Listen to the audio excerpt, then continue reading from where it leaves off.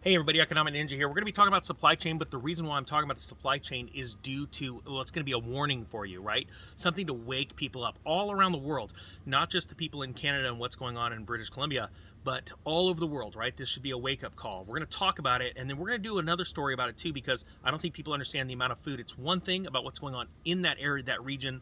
Their rail lines have been cut off, highways, due to this massive flooding that's going on, but pretty soon you're all going to be able to, well, the U.S. is going to find out just how much food comes from that region, or should I say, is about to not come from that region. All right, here we go. I'm going to link this article below, but I am going to hit on a couple points here. BC storm disrupts supply chain, could have lasting impacts on the economy. It says that, obviously highway and rail closures were caused by severe storms in British Columbia. If you didn't see my video from yesterday, they're saying we need to move from response to recovery very quickly, she said. Fiona Farmlock. We cannot be complacent. We need our trade corridors to be reopened and the movement of people, goods, and services to be reestablished as soon as possible. Well, the reason why this is so important is this is very dire. In the video I did last night talking about these major storms that took out these transit lines, the rail lines and the highway lines, they're saying, look, we're in the area right now. The store is already getting emptied out. And this is what they're talking about right here. They said already strained supply lines are at risk of greater disruption. And this comes from John Hogan, which declared a province-wide state of emergency, adding the state of emergency should help preserve basic access to services and supplies, because that opens up certain financial avenues for the government, right? He says, please do not hoard items. We are confident that we can restore our supply chains in a quick and orderly manner. And I want you to hear this. They're doing this to try and calm people down, because what people did immediately is they ran down and they said, anything I need right now, I'm going to buy 5 of. And they immediately drained all of the location, all the food areas all around. And they're trying to quail these fears, but people know that this isn't just a really small thing. Like I said in the story yesterday, that the rail company was saying, don't worry, we're going to have these rail lines set back in operation 2 days from now, a couple days it'll take. And I showed you entire train trestles that were washed away. That is not a 2-day job. That is called a lie, okay? An exaggeration, whatever you want to say. It's like when Ben Bernanke in 06 said, don't worry, we've quelled the... Quelled? Well, man, I always mess it up. The mortgage problem. Don't worry. And by the way, homes can't fall all at once throughout the nation. Lie.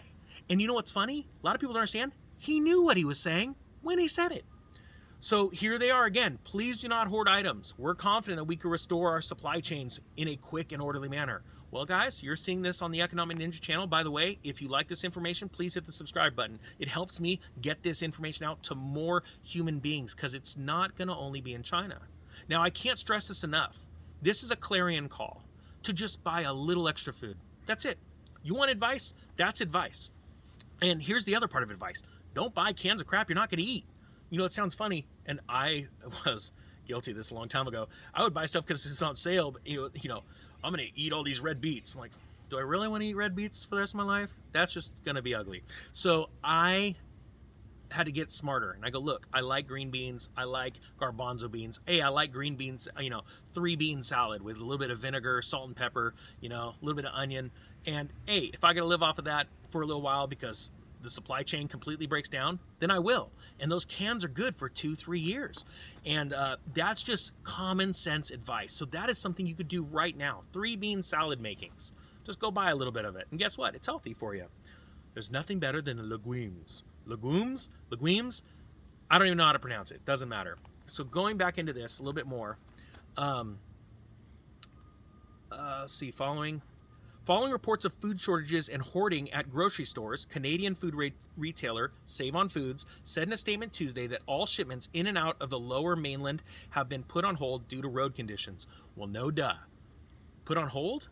It's because they can't get there, okay? Unless they start flying them in with helicopters. We're exploring all avenues to get products to our stores as quickly as possible.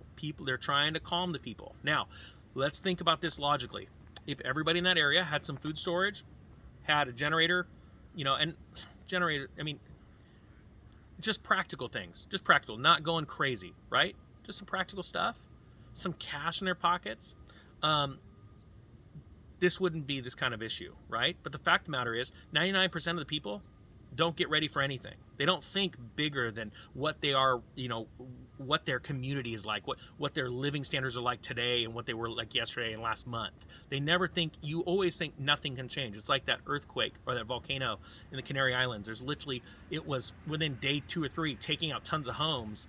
And here, that volcano had erupted 50 years ago. But yet, for some reason, the people 50 years ago, you know, knew that was a bad place to build. But by now, everyone's like, it's good. It's not going to happen again. And the earth has a way of saying, here, watch this, you know, and people just aren't ready. So the thing is that obviously the rainstorms have came down and subsided. But my point being is that this is a very important time. Now, I've been talking about, you know, to prepare, to get ready for in your area, because I'm telling you right now, this supply chain thing is going to get worse, especially as we go into winter, because what's going to happen is you're going to have stories of ice storms and flooding, and those areas are going to be crippled all around the country, all around the world, right? And then, oh man, we can't get food to you now. Well, in this part of the world, there is actually an amazing amount of food that comes out of it to parts of the United States, and I believe I'm going to start doing some videos on it and showing you guys how critically important it is right now to think globally. Don't think just about your country and your region, because what people don't realize, especially when it comes to food, imports and exports, they like to import and export. Like, you'll literally see like lettuce leave America and go to another country, and then lettuce go from that country here. And the reason why is because trade makes a lot of money. Taxes, levies, tariffs imposed throughout the whole chain make money for governments, for growers, for all kinds of people, right? Not growers, actually. Sorry, the growers are the ones that really get hurt in this whole thing. But there's like 100 middlemen in the mix, and that's something that's very important for people to realize. It's horrible. You can't, you know. That's why I think it's so important to give the farmers markets. If you have never been to your local farmers market, go give them a shot.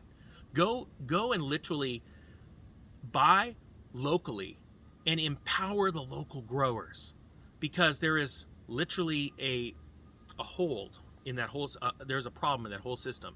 And so go and support your local farmers, and then that empowers them to grow more. As they become more successful and selling in their local area, it will explode. Guys, that is a practical idea. All right, again, Ninja Nation, and please guys, do me a favor and hashtag Ninja Nation in this video, is about empowering you guys to break away from the system. And when we're talking about the food supply and how it pertains, the supply chain pertains to the food supply, I can't be more honest and real with you guys. You need to go and have a little bit of stuff set aside. Get ready for some stuff. And you know what the good news is? Guess what? If the ninja's wrong, if I'm completely wrong, you still have some cans to just go eat some food. Just have a little bit set aside. You don't have to buy, 100-pound bags of rice, because, I mean, come on, honestly, who's going to eat that much rice? Be practical. And then in that practical sense, when the craziness is happening, you now have money set aside because you were meek and you were prepared, and you can take advantage of these amazing opportunities. You can help people at the same time, but you can also thrive. Okay, so guys, remember, it's not about thriving, not about surviving, it's about thriving. All right, guys, that being said, the economic ninja is messing up too many words. I am out.